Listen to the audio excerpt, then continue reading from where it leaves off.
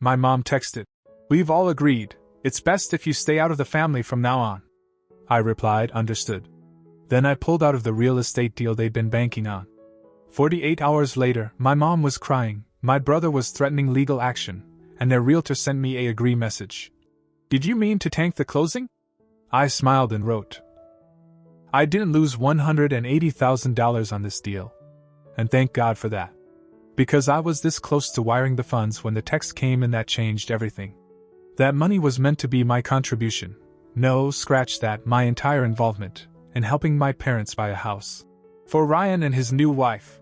That's how they pitched it. An investment in family. Something solid, something they'd pay me back for. "It'll be in all our names," they said. "You're securing the loan, but it's for your brother's future." They made it sound like I'd be honored to do it. Like I should be grateful they trusted me with this role. I wasn't born yesterday. I knew what was happening. They didn't have the credit. They didn't have the income. But I did. I'd built it quietly, steadily, for years while they blew money on upgrades for Ryan's wedding, a kitchen remodel that never finished, and a half-finished lake investment property they couldn't afford and made me co-sign on. Temporarily. This time, I told myself, I'd get everything in writing. No. Temporary. I made sure my name was on the agreement. I reviewed the mortgage documents myself. I had it all lined up. I wasn't going to be the fool again. But then, 2 days before the transfer, I got a text from my mom. "We've all agreed. It's best if you stay out of the family from now on." That was the entire message. No punctuation besides the period. It didn't even feel real at first. I had to reread it 3 times to be sure I wasn't imagining it. I didn't ask who "we" was. I already knew. I replied with one word. "Understood." Then I opened my laptop and drafted an email to the title company and realtor. I formally withdrew from the transaction. No explanations. Just a clear, final decision. The silence that followed lasted almost a day. Then the calls started. My mom called me 5 times before 8 a.m. the next morning. Then it was my dad. Then Ryan. He tried calling from 3 different numbers. I didn't answer a single one. I was done with the explanations. I didn't need to justify walking away from people who'd shown me exactly how little they valued me. By noon, I got a message from their realtor. The guy had been incredibly smug during the process, barely acknowledging me even though my name and money were holding the deal together.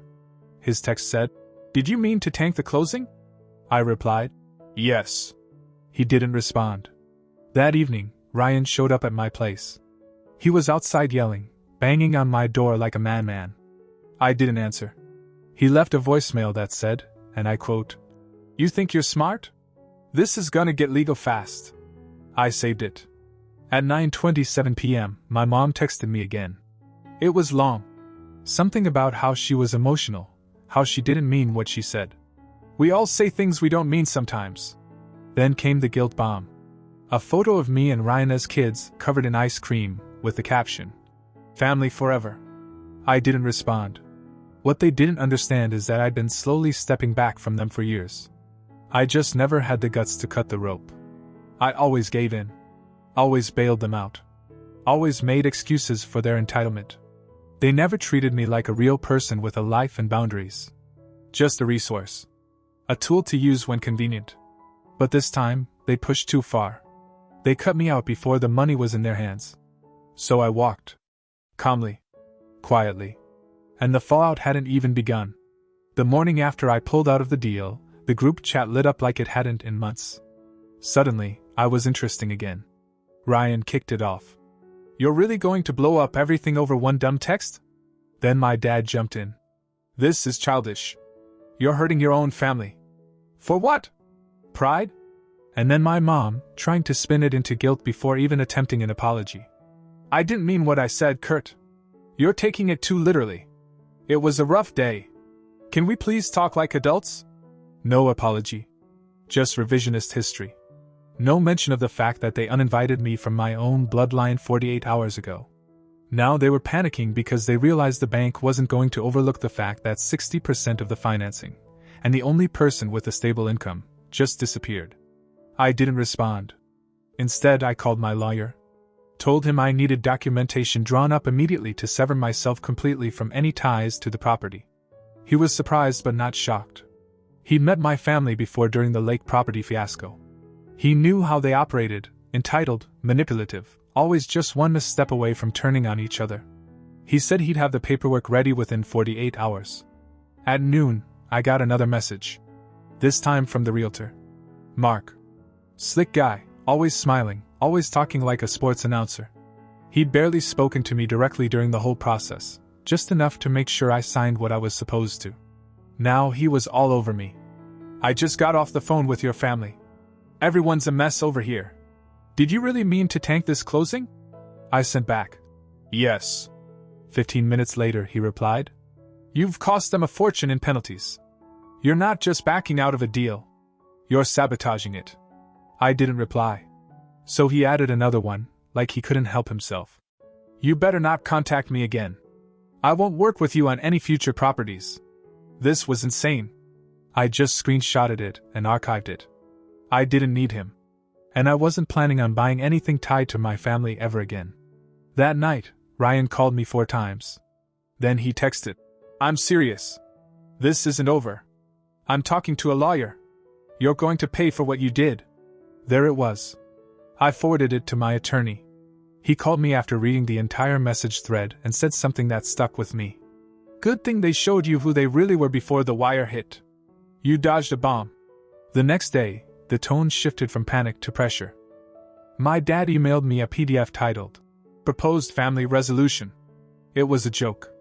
It said that if I didn't want to co-own the house, I could still help by wiring $50,000 as a family gift to support Ryan and Megan's transition. In return, they'd forgive any misunderstandings and agree not to pursue further discussion of the issue.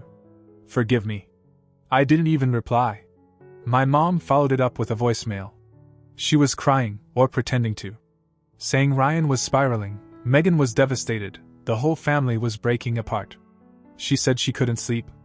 That she didn't recognize me anymore. I listened to the entire message once, saved it, and sent it to my lawyer too. Then, predictably, Ryan escalated. He sent a long text saying I'd made a verbal agreement, and that his attorney said it could qualify as a breach.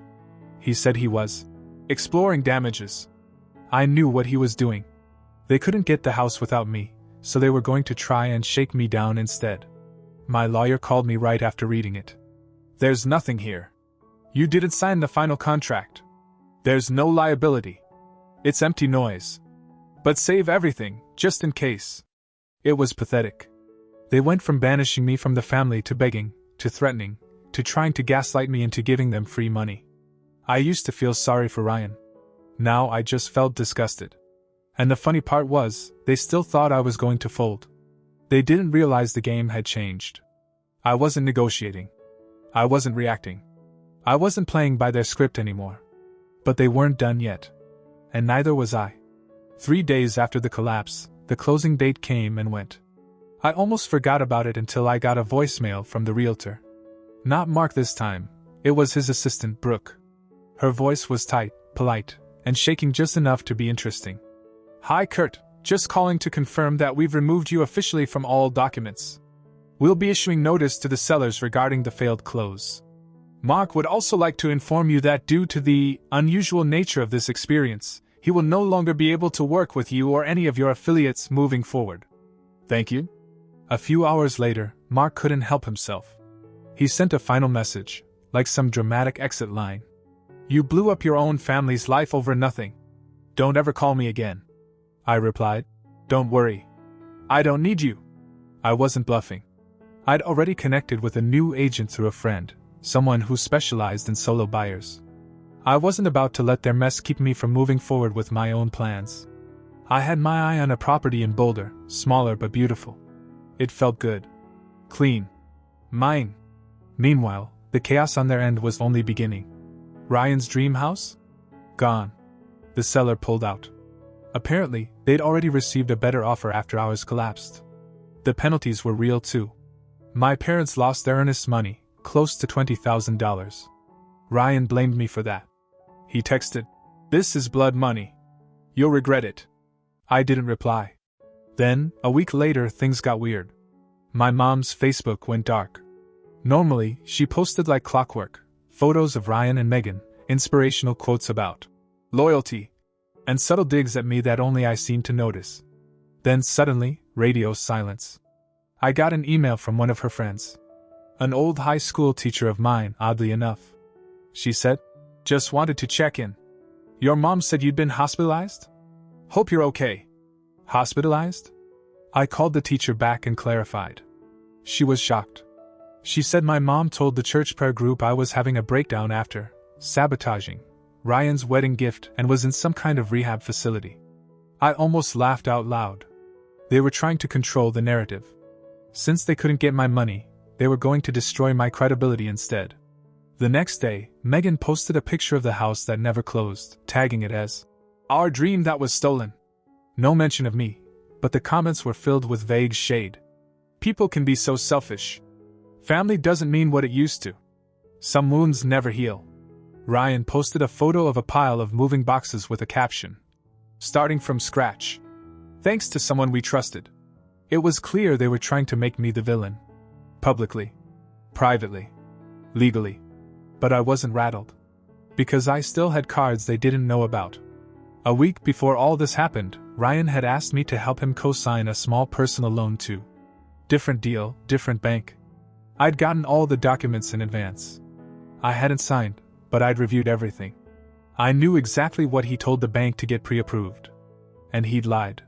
Badly. About his income. About his wife's employment. There were email trails. I saved everything. I wasn't planning to use it, until now. They wanted a war. They were about to get one. If they had just shut up and accepted what happened, they could have at least salvaged some dignity. But they didn't. They pushed. They slandered. They tried to ruin my name, not just within the family but publicly. They wanted war. So I gave them one. But I did it my way, clean, methodical, and quiet. It started with the personal loan application Ryan had asked me to co-sign a month before the house situation blew up. I had the whole paper trail, emails, texts, screenshots. Ryan had fabricated Megan's employment and salary. He claimed she was working remotely for a firm in Texas. The problem? That company didn't exist. I checked. I wasn't planning on doing anything with that until now. But since they wanted to drag me through the dirt, I decided it was time. I drafted a short email to the bank's fraud and compliance division. No drama, no threats, just documents and a brief explanation. This application includes false financial information submitted by the primary applicant.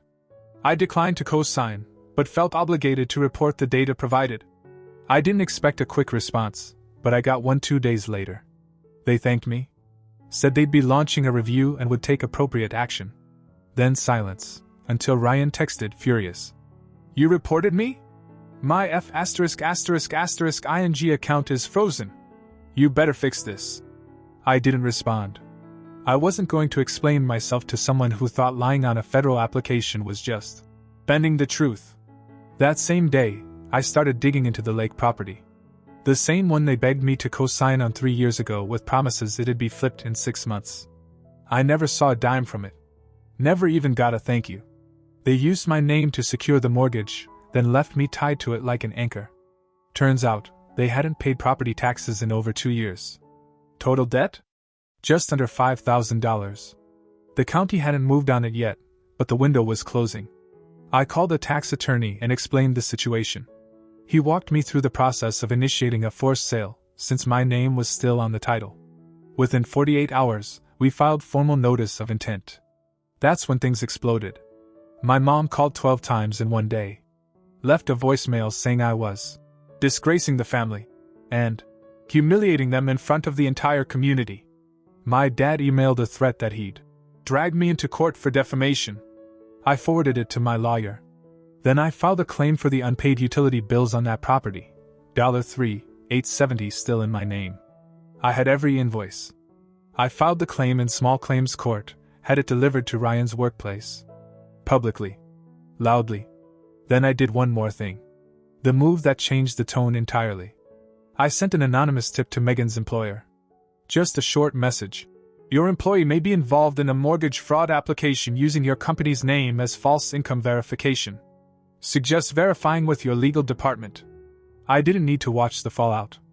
I just needed to know the dominoes were falling. That same week, Ryan posted a cryptic message online. Some people spend their lives pretending they're better than you. But the truth always comes out. Watch your back. I took a screenshot and smiled.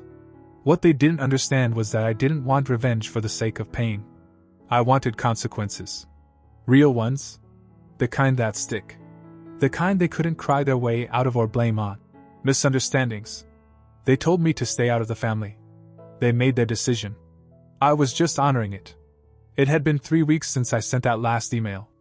3 weeks since the loan account froze, the tax attorney filed the for sale notice, and the lawsuit hit Ryan's work desk. 3 weeks of total silence from me, and escalating madness from them. They weren't just unraveling. They were panicking. I got word through a mutual acquaintance, one of the few I still trusted, that Megan had been let go from her job. Quietly. No public drama. No social media posts. But she'd been called into HR for clarification on employment documentation. I didn't ask for more details. I didn't need to. The lake property? That hit next. The county filed an official delinquency notice. I received a copy, as co-owner, with a formal warning that if the balance wasn't cleared in 30 days, the sale would proceed. I sent the notice to my parents via certified mail. No letter. No signature. Just the government seal and the unpaid bill. My dad tried to call after that. I didn't answer. He left a voicemail asking if I was really willing to let everything burn down out of spite. As if I hadn't tried for years to hold things together while they tore me apart piece by piece. The house deal was dead. That was already clear. But what wasn't clear, what they couldn't accept, was that I had moved on. I'd closed on my new place in Boulder 2 days before. 1-bedroom condo. Mountain views. Clean contract. No shared names. No whispered favors. Just mine. For the first time in my life, everything around me felt like it actually belonged to me. I started going on hikes again. I joined a local gym. Met people who didn't know me as the responsible older brother, or the guy who always pays for dinner. People who knew nothing about my past, my family, or the chaos I'd left behind. It felt like freedom. Real, tangible freedom. And just when I thought the dust might finally be settling, they tried one last move. A letter arrived from a lawyer. Their lawyer. Inside was a claim that I had intentionally sabotaged the real estate deal to inflict emotional and financial distress on Ryan and Megan. That my actions were calculated and malicious, and they were considering filing for damages. The letter was vague, padded with legal fluff, and obviously meant to intimidate. I called my attorney, who had already received a copy. He was amused. "They've got nothing," he said. "No contract, no agreement, no cause. This is a bluff. If they file anything, we'll bury them with counterclaims." He advised I do nothing. No response. No escalation. Just let them flail. So I did. Instead of replying, I posted a photo of my new balcony view. Just trees, sky, and silence. No caption. But I made sure it was public. A few hours later, I got a text from an unknown number. "You think this is over? You'll regret embarrassing us." I blocked the number. They were still trying to drag me into the fire they started. But I wasn't going back. I had already won. And they knew it. About 2 months after I posted that photo from my balcony, everything stopped. No more texts. No more emails. No more secondhand threats. Whatever storm they'd been trying to whip up finally collapsed under its own weight. And I knew why. It wasn't just that they lost. It was that they finally understood I wasn't bluffing. Their lawyer never filed anything. My attorney sent me an update saying the matter had resolved itself, which was a legal way of saying they tucked their tails and backed off.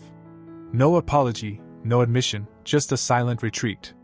I didn't celebrate. I didn't gloat. I just moved on. The lake property sold at auction 3 weeks later. The buyer paid a fraction of what it was worth. My parents didn't get anything. They were still underwater on the taxes. Ryan called the county office 3 times to try and contest it. I know this because I saw a thread about it in a local homeowners Facebook group where someone shared that a young couple's dream getaway had been foreclosed on. Dreams are fragile when they're built on lies. Meanwhile, I finally finished furnishing my condo. It took longer than I thought, mostly because I never actually had a place of my own that felt like home. Every time I bought something, cutlery, art for the walls, even a dumb little plant for the bathroom, it felt like stitching up a part of me that had been frayed for years. The house I helped them lose. It got relisted and sold within days. The seller ended up getting more from another buyer. I checked the closing record. Ryan and Megan weren't even backup offers anymore. Their credit was tanked. Megan never found another job.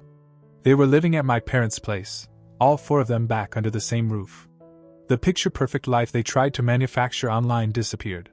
They deleted me everywhere. Social media, group chats, phone contacts, I was erased. But not because they were over it. They just couldn't stand to watch me be okay. I got one last letter. Handwritten. From my mom. 2 pages, folded neatly, no return address. It arrived with no warning, like a ghost from a past I thought I'd already buried. She didn't apologize. Not really. She said she missed having all her children together. That she never imagined things would go this far. That she hoped time would soften things. There was a sentence near the end that stuck with me. You have no idea how hard it's been for us. That was all I needed to hear. That even after all this, they still made it about themselves. I placed the letter in a drawer. I didn't rip it up. I didn't frame it.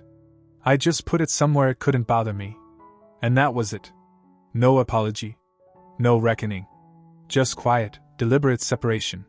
Since then, I've changed jobs. I've made friends who don't know my history. I've started seeing someone, slowly, cautiously, but honestly. I've rebuilt. Not out of revenge. Not out of spite. But out of peace. Something I never had in that family. Sometimes people say things like, "You can't choose your family." But I disagree. You can choose not to answer the phone. You can choose not to rescue people who treat your kindness like currency. You can choose not to be the fallback plan for people who never plan to treat you with respect. And you can choose to walk away. The text that started it all still sits in my archive. We've all agreed, it's best if you stay out of the family from now on. They were right. It was the best thing I ever did. The first update. About 4 months after everything went quiet, I was standing in line at a local coffee shop near my condo. It was a Saturday morning, and the place was packed. I wasn't really paying attention, just half awake, scrolling through my phone, until I heard the barista call out a name. Order from Megan. I didn't look up. It's a common enough name. But then she walked right past me. Same Megan. Ryan's wife. No makeup. No smile. Just quiet, tired eyes and a hoodie too big for her. She didn't notice me. Or maybe she did, and chose not to. Either way, she grabbed her drink and walked out. 15 minutes later, I looked her up, curiosity, not interest. Turns out, she had quietly taken a job at a small insurance office nearby. Different field. Lower title. Probably less pay. But what got me was her last name. She'd changed it. Not to Ryan's. Back to her maiden name. It could have meant nothing. Maybe it was professional. Maybe it was legal cleanup after the job debacle. Or maybe, just maybe, things at home weren't going as well as they wanted the world to think. I didn't dig further. I didn't need to. But for a brief moment, I sat back in my seat, sipping my coffee, and thought. Some fires don't need gasoline. Sometimes you just walk away. And they burn themselves out.